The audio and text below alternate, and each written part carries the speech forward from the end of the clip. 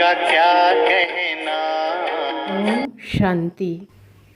13 जुलाई 24 मधुर महावाक्य। मीठे बाबा कहे, मीठे बच्चे, रक्षाबंधनर पर्व प्रतिज्ञा करिवार पर्व अटे, जहाँकि संगम जुगरू ही आरंभ होता है। एबे तुमे माने निजे पवित्र हेबा सहित अन्य मानकु पवित्र कराइबार प्रतिज्ञा करुछ। प्रश्न, तुमर सबु कार्य केउं आधार रे सफल होई परिबो? तुमर नाम विख्यात किपरि हेब? उत्तर, ज्ञान बल सहित जोग बल रहितले सबु कार्य आपे आपे करिबा पई समस्ते प्रस्तुत होइजिबे। जोग बहुत गुप्त अटे, एहा द्वारा तुमे विश्वर मालिक हेउछ। तुमे जोगरे रही अर्थात जोगयुक्त होई ज्ञान बुझाइले खबर कागज बाला आपे आपे तुमर संदेश छपाई देवे। खबर कागज द्वारा ही तुमर नाम विख्यात हेब। एहा द्वारा ही बहुत को संदेश मिलिबो। ओम शांति। आज बाबा पिला मानंकु रक्षाबंधन पर्व विषय रे बुझाउछंती, कारण एही पर्व आगकू आसीबार अछि। पिला माने राखी बांधिबाकू जानती ना। एबे जहाँ सबू हेउछि ताकू पर्व रूपरे पालन करूछंती। यह तो पिलामानकू जଣା अछि जे आजि ठारू 5000 वर्ष पूर्वरु मध्य एही प्रतिज्ञा पत्र लेखाई थिले, जहार अनेक नाम दिया जाउछि। यह हेउछि पवित्रतार चिन्ह। समस्तंकु पवित्र हेबा पई राखी बांधिबाकू कुहा जाए। तुमे यह मध्य जानिछ जे पवित्र दुनिया सत्य युग को ही कुहा जाए। एही उत्तम संगम युगरे ही राखी पर्व आरंभ होई थाए, जहा पुणी भक्ति आरंभ हेले पालन हेब। सेइति पई एहाकू अनादि पर्व कुहा जाए। तेबे ताहा केबे ठारू आरंभ होउछि? भक्ति मार्गरू। काहेकि ना सत्य युगरे एही पर्व आदि तो पालन करा जाए नहीं। एही सबु एइठार ही हेउछि। सबु पर्वपर्वाणी संगमरे होइथाए, जहा पुणी भक्ति मार्गरे आरंभ हुए। सत्य युगरे कौनसी पर्वपर्वाणी हुए नहीं। तुमे पचारुछ सेठारे दीपावली पालन हेब ना नाही? ना, ताहा मध्य एठारे पालन करा जाए। सेठारे हेबार आवश्यकता ही नहीं। जेउ पर्व एठारे पालन हेउछि से सबु सत्य युगरे पालन करा जाई पारिबो नहीं, कारण ए सबु कଳି युगर पर्व। समस्ते रक्षाबंधन पालन करती। तेबे यह किपरि जना पड़िबो जे एही पर्व काहेकि पालन हेउछि? तुमे माने समस्तंको राखी बांधुछ, कौच पवित्र हुआ, काहेकि ना एबे पवित्रता स्थापना हेउछि। त्रिमूर्ति चित्र रे मध्य उल्लेख अछि, ब्रह्मा द्वारा पवित्र दुनियार स्थापना होई थाए। सेति पई पवित्र कराइबा निमंते रक्षाबंधन पालन करा जाए। एबे होछि ज्ञान मार्गर समय। तुम पिला मानकू बुझा जाउछि जे जदि केही भक्तिर कोनोसी कथा सुनाउछंती, तेबे तांकू बुझाइबाकू दरकार जे आमे एबे ज्ञान मार्गरे अछु। ज्ञानर सागर तो एकमात्र भगवान अटंती, जे कि सारा दुनिया को निर्विकार कराउछंती। भारत जेतेबेले निर्विकार थिला, सेतेबेले सारा दुनिया निर्विकारी थिला। भारत को निर्विकारी करिबा द्वारा सारा दुनिया निर्विकारी हो जाई थाए। भारत को विश्व कुआजिब नहीं। यह तो विश्वर गोटिए खंड। पिला माने जानिछंती केवल भारत भूमि रे ही नुआ दुनिया हेउछि। तेबे भारत भूमि रे निश्चिंत मनुष्य ही रहुथिबे। भारत सत्यखंड थिला। सृष्टिर आरंभ रे देवता धर्म ही थिला। ताकू ही कुआ जाए निर्विकारी पवित्र धर्म, जहा को भी कि 5000 वर्ष हेला। वर्तमान एही दुनिया आ अल्प दिन। तेबे निर्विकारी हेबा पई हमको केते दिन लागुछि? एथिरे तो समय लागुछि। एही ठारे ही पवित्र हेबार पुरुषार्थ करूछंती। एहा ही हेउछि सबुठारु बड़ उत्सव।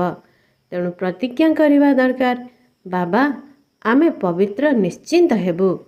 एही उत्सव को सबुठारु बड़ उत्सव बोली भाविबा दरकार।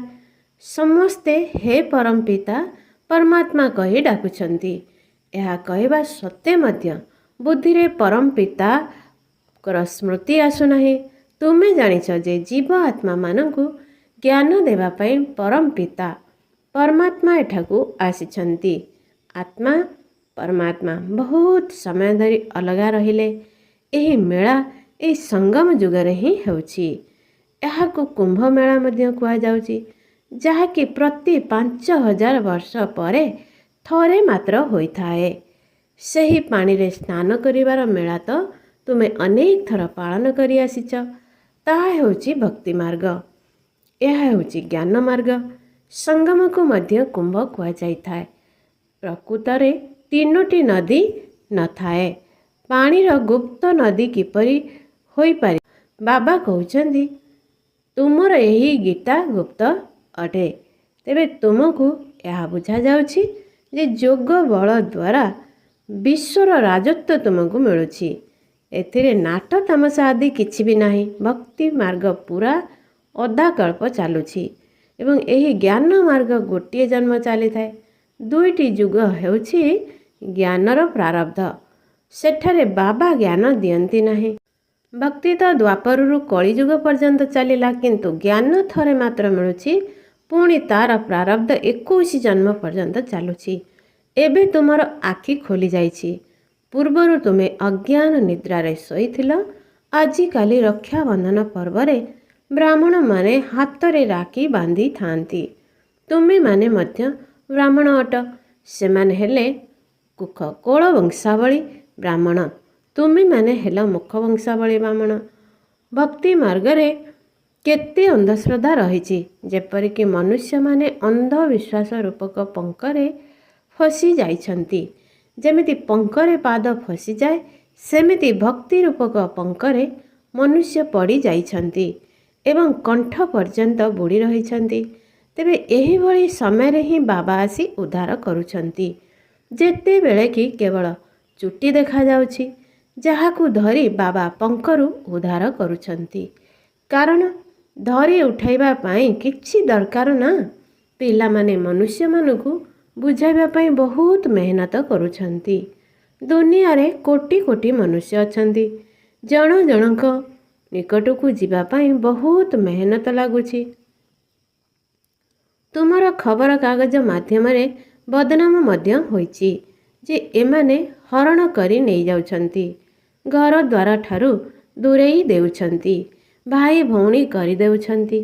ଆରମ୍ଭରେ ଏହି କଥା ସବୁଆଡ଼େ ଖେଳି ଯାଇଥିଲା। ଖବରକାଗଜମାନଙ୍କ ମାଧ୍ୟମରେ ଚହଳ ପଡ଼ିଯାଇଥିଲା। ଏବେ ଜଣ ଜଣକୁ ତ ବୁଝାଇ ହେବ ନାହିଁ। ଖବରକାଗଜ ହିଁ ପୁଣି ତୁମର କାମରେ ଆସିବ। ତା ଦ୍ୱାରା ହିଁ ତୁମର ନାମ ବିଖ୍ୟାତ ହେବ। ଏବେ ଏହି ବିଚାର କରିବାକୁ ହେବ, କ'ଣ କଲେ ସବୁ ମନୁଷ୍ୟ ବୁଝିଯିବେ। ରକ୍ଷାବନ୍ଧନର ଅର୍ଥ କ'ଣ? ବର୍ତ୍ତମାନ ବାବା ପବିତ୍ର କରିବା ପାଇଁ ଆସିଛନ୍ତି। ତେଣୁ ବାବା ପିଲାମାନଙ୍କୁ ପବିତ୍ରତାର ପ୍ରତିଜ୍ଞା କରାଉଛନ୍ତି। ତୁମକୁ ପତିତରୁ ପବିତ୍ର କରୁଥିବା ବାବା ହିଁ ରାକ୍ଷୀ ବାନ୍ଧୁଛନ୍ତି। କୃଷ୍ଣଙ୍କର ଜନ୍ମଦିନ ପାଳନ କରୁଛନ୍ତି।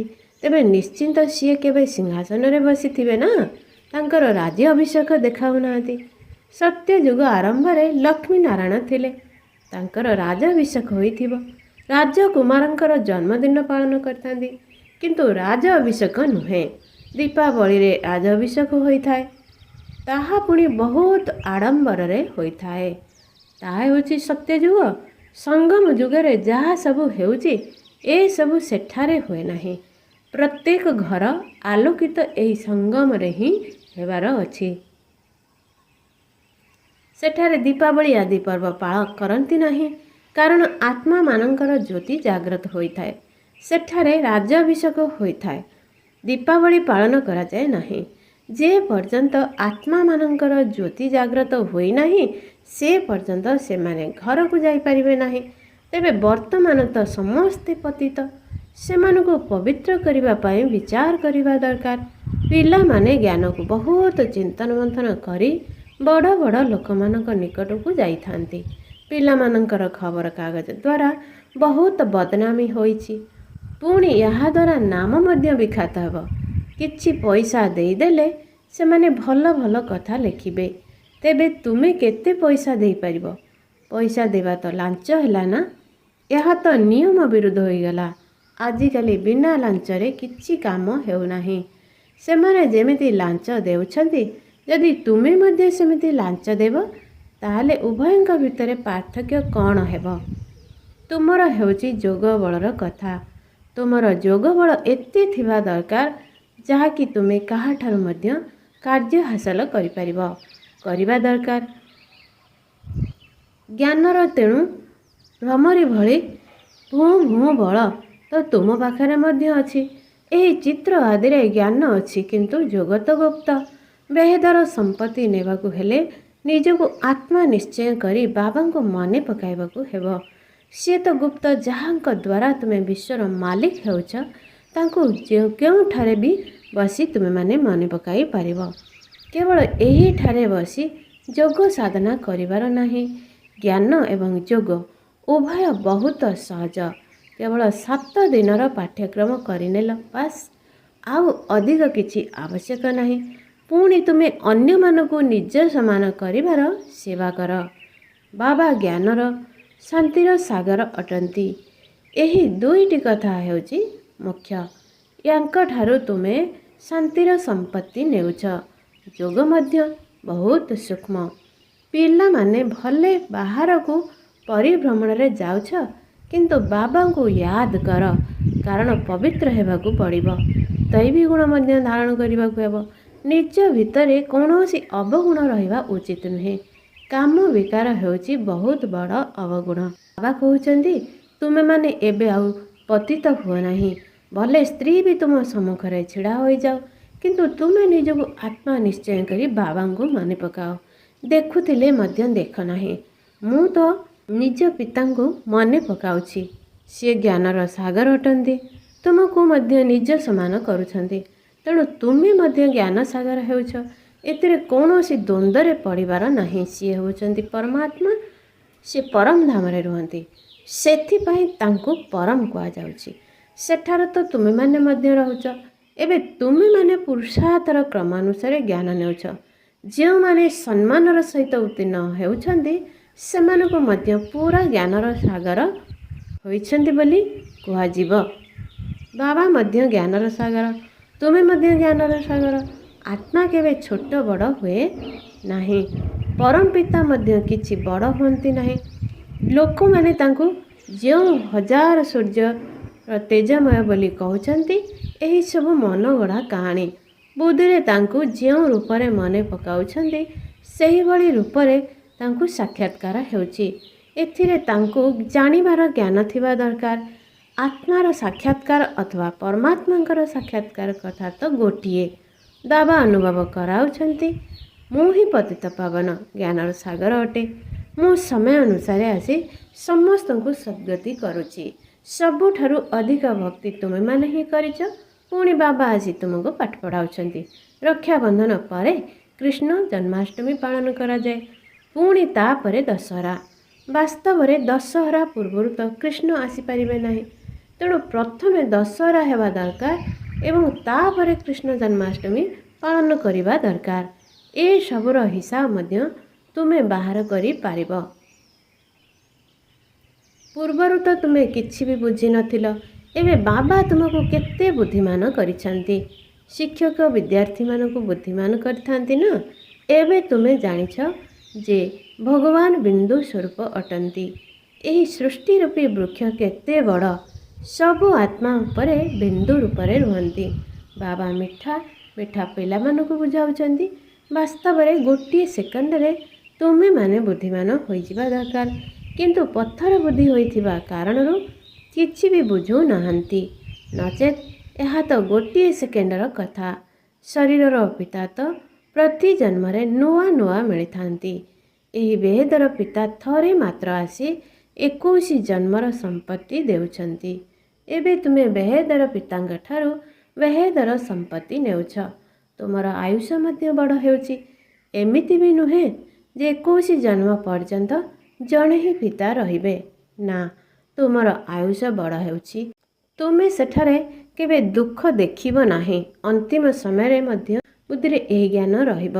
ତେଣୁ ବାବାଙ୍କୁ ମନେ ପକାଇବାକୁ ହେବ ଏବଂ ସମ୍ପତ୍ତି ନେବାକୁ ହେବ। ବାସ୍, ସନ୍ତାନ ଜନ୍ମ ହେବା ମାତ୍ରକେ ପିତାଙ୍କର ସମ୍ପତ୍ତିର ଉତ୍ତରାଧିକାରୀ ହୋଇଯାଏ। ସେହିଭଳି ତୁମେମାନେ ମଧ୍ୟ ବାବାଙ୍କୁ ଜାଣିଲ। ବାସ୍ ବାବା ଏବଂ ସମ୍ପତ୍ତିକୁ ମନେ ପକାଅ, ପବିତ୍ର ରୁହ ଏବଂ ଦୈବୀ ଗୁଣ ଧାରଣ କର। ବାବା ଏବଂ ସମ୍ପତ୍ତିକୁ ମନେ ପକାଇବା ତ ବହୁତ ସହଜ। ଲକ୍ଷ୍ୟ ଏବଂ ଉଦ୍ଦେଶ୍ୟ ମଧ୍ୟ ତୁମ ସମ୍ମୁଖରେ ରହିଛି। ଏବେ ପିଲାମାନଙ୍କୁ ବିଚାର କରିବା ଦରକାର। ଆମେ ଖବରକାଗଜ ଦ୍ୱାରା ଅନ୍ୟମାନଙ୍କୁ କିପରି ବୁଝାଇବୁ? ତ୍ରିମୂର୍ତ୍ତିର ଚିତ୍ର ମଧ୍ୟ ଛାପିବା ଦରକାର। କାରଣ କୁହାଯାଉଛି ବ୍ରହ୍ମା ଦ୍ୱାରା ସ୍ଥାପନା ବ୍ରାହ୍ମଣମାନଙ୍କୁ ପବିତ୍ର କରିବା ପାଇଁ ବାବା ଆସିଛନ୍ତି। ସେଇଥିପାଇଁ ରାକ୍ଷୀ ବାନ୍ଧୁଛନ୍ତି। ପତିତ ପାବନ ବାବା ଭାରତକୁ ପାବନ କରୁଛନ୍ତି। ତେଣୁ ପ୍ରତ୍ୟେକଙ୍କୁ ପବିତ୍ର ହେବାକୁ ପଡ଼ିବ। କାହିଁକି ନା ଏବେ ପବିତ୍ର ଦୁନିଆ ସ୍ଥାପନା ହେଉଛି। ତୁମର 84 ଜନ୍ମ ପୂରଣ ହେଉଛି। ଯେଉଁମାନେ ବହୁତ ଜନ୍ମ ନେଇଥିବେ ସେଇମାନେ ହିଁ ଏହି ଜ୍ଞାନକୁ ଭଲ ଭାବରେ ବୁଝିପାରିବେ। ଯେଉଁମାନେ ପଛରେ ଆସୁଛନ୍ତି ସେମାନଙ୍କର ଖୁସି ରହିବ ନାହିଁ, କାରଣ ଭକ୍ତି କମ୍ କରିଛନ୍ତି। ଭକ୍ତିର ଫଳ ଦେବା ପାଇଁ ବାବା ଆସୁଛନ୍ତି ନା। କିଏ ଅଧିକ ଭକ୍ତି କରିଛନ୍ତି ଏହା ମଧ୍ୟ ତୁମେ ଜାଣୁଛ। ପ୍ରଥମ ନମ୍ବରରେ ତୁମେମାନେ ହିଁ ଆସିଛ। ତୁମେମାନେ ହିଁ ଅବ୍ୟଭିଚାରୀ ଭକ୍ତି କରିଛ। ତୁମେ ନିଜେ ନିଜକୁ ମଧ୍ୟ ପଚାର ଯେ ମୁଁ ଅଧିକ ଭକ୍ତି କରିଛି ନା ଯିଏ ସବୁଠାରୁ ଅଧିକ ସେବା କରୁଛନ୍ତି ନିଶ୍ଚିନ୍ତ ସିଏ ଅଧିକ ଭକ୍ତି ମଧ୍ୟ କରିଛନ୍ତି। କୁମାରିକା, ଜନକ, ମନୋହର, ଗୁଲଜାର ବାବା ଏମାନଙ୍କ ନାମ ଲେଖୁଛନ୍ତି।